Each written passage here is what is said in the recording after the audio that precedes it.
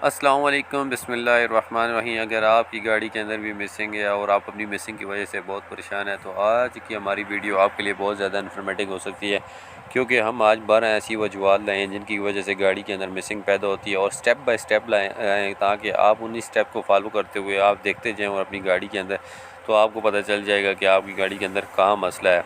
तो शुरू करते हैं। सबसे पहली वजह जो है वो है पेट्रोल कैप।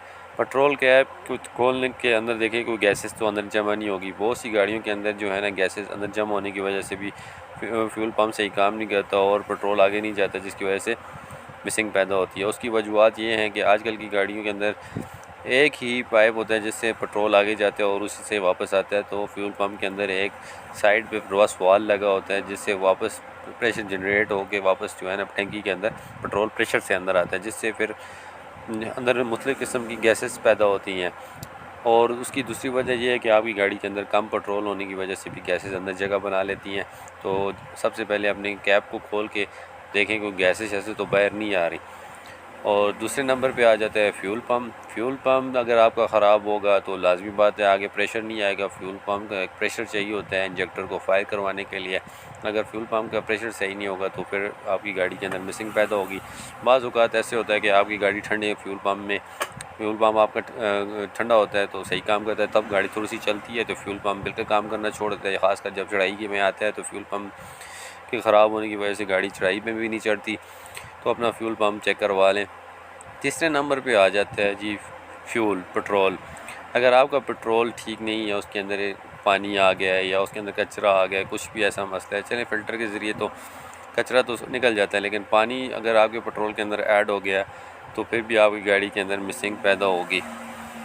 तीसरे नंबर पे ये हो गया जी पेट्रोल आपका सही होना चाहिए। बाज़ औक़ात ऐसे होता है कि गाड़ियों में जो है ना टंकी के अंदर पानी जमा हो जाता है, तो अपनी टंकी को साफ़ करवा लें। चौथे नंबर पे आ जाता है वोल्टेज और करंट और वोल्टेज। ये मतलब आजकल की जो इतनी भी गाड़ियाँ ये 5 गाड़ियाँ आ रही हैं उनमें 30% जो है ना वो मैकेनिकल काम है।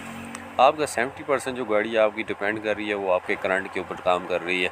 लेकिन अगर आपकी गाड़ी के अंदर इंजेक्टर है, इंजेक्टर को 12 वोल्ट चाहिए अपने काम करने के लिए। अगर उसके इंजेक्टर में कोई उसकी वोल्टेज में फ़र्क आ रहा है तो वो फायर सही नहीं कर सकता, उसे वोल्टेज चाहिए।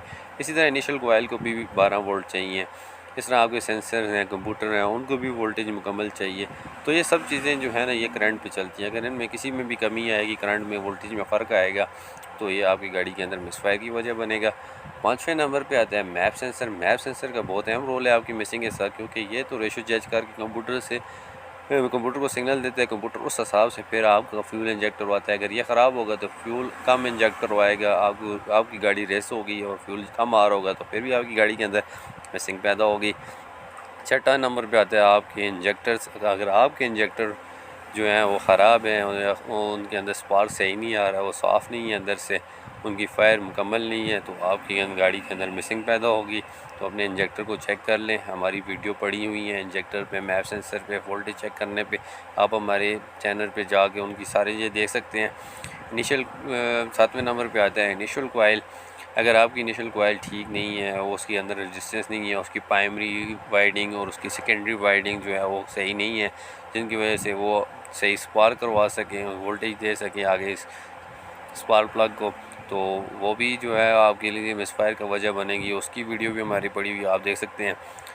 8वें नंबर पे आता है जी स्पार्क प्लग की वायर्स। अगर आपकी स्पार्क प्लग की वायर्स ख़राब है, कोई किसी एक वायर के अंदर रेजिस्टेंस बिल्कुल ज़ीरो है, तो वो स्पार्क प्लग काम नहीं करेगा, जिसकी वजह से आपकी गाड़ी के अंदर मिसफायर होगी। एक सिलेंडर अगर आपकी गाड़ी के अंदर 4 स्पार्क प्लग हैं, 3 स्पार्क प्लग हैं, तो एक स्पार्क प्लग की अगर वायर ख़राब है तो 2 स्पार्क प्लग के ऊपर गाड़ी आपकी चल रही होगी और एक की वजह से मिसिंग पैदा होगी।